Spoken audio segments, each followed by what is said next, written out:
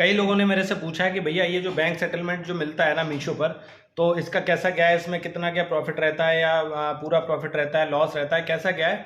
तो इसको भैया आप थोड़ा सा समझा दो। तो ये है ना, वो कई सेलर ने मेरे से पूछी है कि भैया होता कुछ है, आता कुछ है, कि कैसा क्या। तो आज का ये पूरा का पूरा वीडियो ना इसी टॉपिक पर होने वाला है कि अगर आप मीशो पर सेल कर रहे हो और आपको जो बैंक सेटलमेंट दिखा रहा है तो वो क्या आपका एक्चुअल प्रॉफिट है या कैसा क्या है। मैं अपने पैनल पे भी दिखाऊंगा, अपना भी सेटलमेंट दिखाऊंगा कि मेरा जो प्रोडक्ट पे सेटलमेंट मिल रहा है तो वो उसका कितना क्या मिल रहा है, कैसा क्या आता है।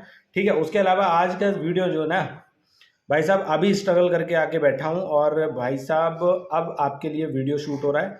क्योंकि यार देखो, बिजनेस कोई भी करे ना तो भैया स्ट्रगल तो करना पड़ेगा। अगर आप लोग नहीं जानते, नए हो, पहली बार इस वीडियो को देख रहे हो, तो मैं आपको बता दूं, मेरा नाम है एडवोकेट अमर और मैं यहाँ पर आपको दिखा रहा हूँ अपने ई कॉमर्स बिजनेस की कंप्लीट जर्नी। अगर आप भी जर्नी में ऐड होना चाहते हो तो दो काम आपको सबसे पहले करने चाहिए कि सबसे पहले तो आप वीडियो को लाइक कर दो, चैनल को सब्सक्राइब कर दो। तो सबसे पहले आज का अपना स्ट्रगल दिखा देता हूँ। और हाँ, इसके अलावा भाई साहब हमसे मिलने जो है ना, अब हमारे सब्सक्राइबर भी आने लगे हैं, तो भाई आपको अपने सब्सक्राइबर से भी मिलाऊंगा। तो अब देर नहीं करते, चलो वीडियो स्टार्ट कर देते हैं। अभी 2 दिन से जो हमारे यहाँ बारिश हो रही है ना कंटिन्यू, उसका ये हाल है। अभी कुछ हो रखा है, देखो यहाँ से यहाँ तक सारा पानी में ही भरा हुआ है। ठीक, और इधर भी देखो, घर के बाहर की ये कंडीशन दिखा रहा हूँ मैं। इधर रोड पे भी पानी है सारा, ये सारा पानी ही पानी है। 2 दिनों से कंटिन्यू बारिश हो रही है। अभी थोड़ा सा हल्का हुआ है लेकिन बारिश अभी भी हो रही है। और इतने पे भी, इतनी बारिश में और इतने पे भी अपना क्या टेस्ट है पता? अपना भी एक टेस्ट हो रहा है कि भाई आज अपना फ्लिपकार्ट पे एक ऑर्डर आया हुआ है। अभी वो पिकअप देने जाना है, जैसा कि आप लोग मेरे वीडियोस में पहले भी देख चुके हो कि वो हमें पिकअप देने के लिए जाना होता है। तो कुल मिला के यार भाई क्या ही कर सकता है, मतलब स्ट्रगल जो है ना वो धुआंधार और बेमिसाल चल रहा है, बिल्कुल ताबड़तोड़ वाला स्ट्रगल। अभी एक ही फ्लिपकार्ट का ऑर्डर है और उसको यार फ्लिपकार्ट मतलब काफ़ी दिनों के बाद आया आज यार। इतने दिनों से कोई ऑर्डर भी नहीं था, मुझे लगा पता नहीं क्या कैसा। तो ऐसा नहीं है भाई, ऑर्डर्स में अप डाउन होता रहता है कभी कभी।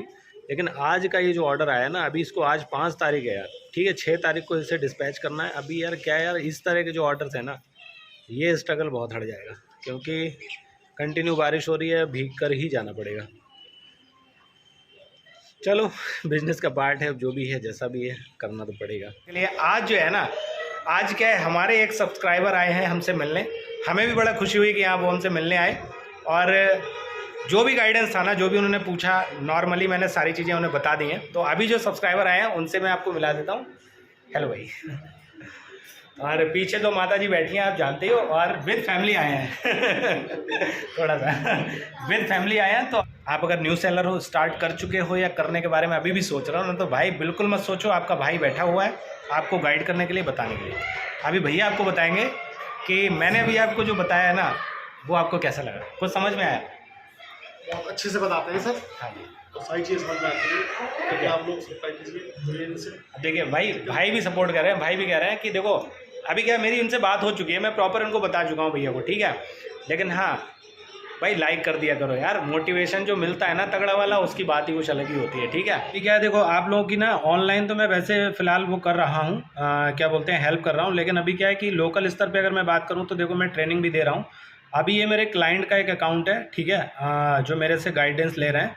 तो उनका ये अभी इन्होंने रिसेंटली स्टार्ट किया, अभी लिखा है ड्यू ऑन 10 अगस्त, मतलब 10 अगस्त को, अगर से ये 10 अगस्त को इनका पेंडिंग है 290 रुपये, ठीक है। अभी इन्हें क्या है, अगर हम व्यू डिटेल पे देखें तो व्यू डिटेल में जाके ना हमारा ये कुछ आएगा 290 रुपये नेट अमाउंट है। अगर हम इसको भी ओपन करें व्यू डिटेल पे, क्लियर मतलब ओके करेंगे, तो ये देखो, ये जो है ना इनका जो प्रोडक्ट है, इनके ये टोटल 3 ऑर्डर्स हैं, ठीक है। 3 ऑर्डर्स आए हुए हैं और 3 ऑर्डर्स में क्या है, तीनों के तीनों देखो सक्सेसफुल डिलीवर हुए, कोई रिटर्न नहीं है, कुछ भी नहीं है। तो 290 रुपये का अमाउंट इनका बन रहा है। अभी देखो पहले एक ऑर्डर पे इन्हें 94.94 मिल रहा है, 98.02 और 98.02, ये इनका जो है ना नेट अमाउंट है। नेट अमाउंट बोले तो जो इनके अकाउंट में आना है, वो सेल डिटेल यहाँ पे दे दी है, ठीक। हालांकि ये ऑर्डर देखो 26 जुलाई को हुआ था, अभी पेमेंट जो है इसका पेंडिंग है, क्या बोलते हैं, 11 अगस्त को पेंडिंग, 11 अगस्त को आएगा, ठीक है, 10 या 11 में जो भी है।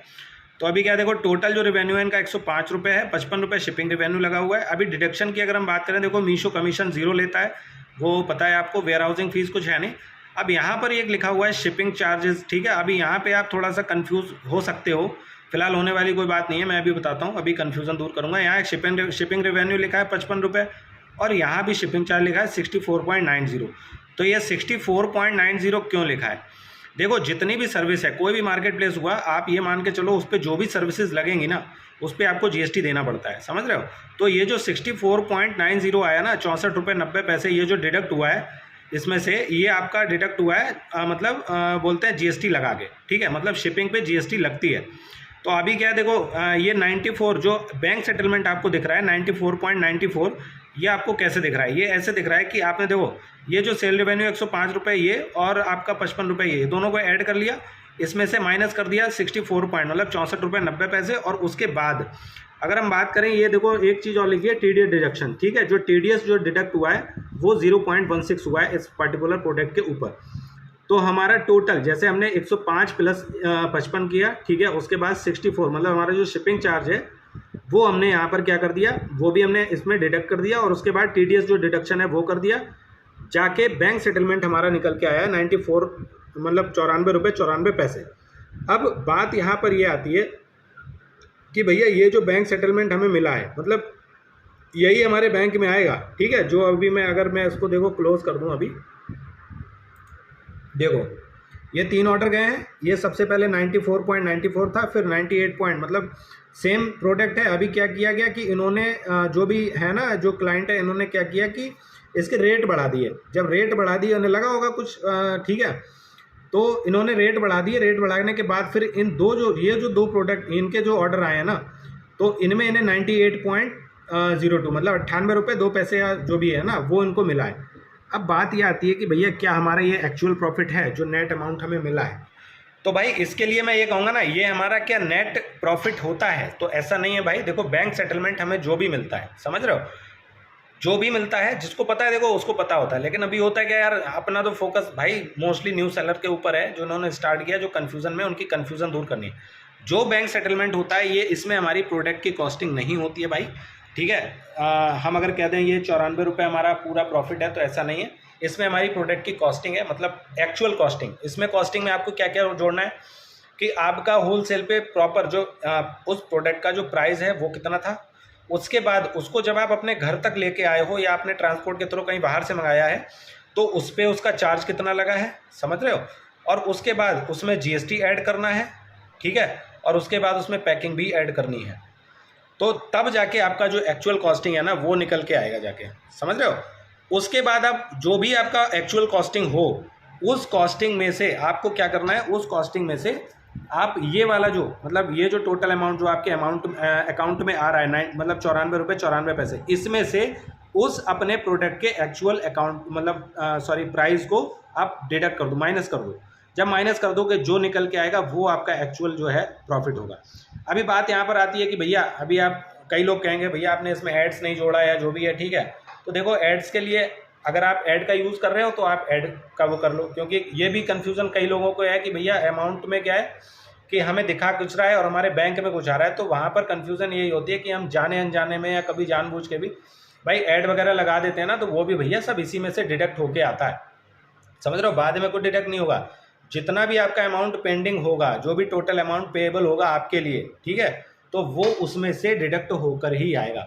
अब इसमें भी अगर मैं कह दूं कि अभी हमने एक नॉर्मल कैलकुलेशन बता दी कि अगर आप विदाउट एड्स, ठीक, और विदाउट प्रमोशन अगर कोई ऑर्डर आपको आ रहा है, ये 3 ऑर्डर इनके विदाउट एड और विदाउट प्रमोशन आए हैं, जो भी क्लाइंट है इनके ये ऑर्डर ऐसे आए हैं, ठीक है? उसमें क्या है कि उसमें आपको ये ध्यान में रखना है कि जो अगर आप बिना एड्स के और विदाउट कहते हैं प्रमोशन में पार्टिसिपेट किए हुए, क्योंकि प्रमोशन में पार्टिसिपेट करोगे जाहिर सी बात है आप कोई ना कोई कहते हैं ना कि उसमें जो है डिस्काउंट ज़रूर दोगे, तो डिस्काउंट दोगे वो भी भाई इसी में डिडक्ट होगा, ठीक है? उसके अलावा भाई एक जो प्राइस होते हैं, देखो प्राइस के लिए प्राइस कैलकुलेशन का प्रॉपर जो एक मैं प्राइस बता रहा हूँ, आप एक बात में समझ लो, आपका जितना भी कॉस्टिंग हो आप उसका 2.5 से 3 गुना तक प्राइस सेट करके रख दो स्टार्टिंग में।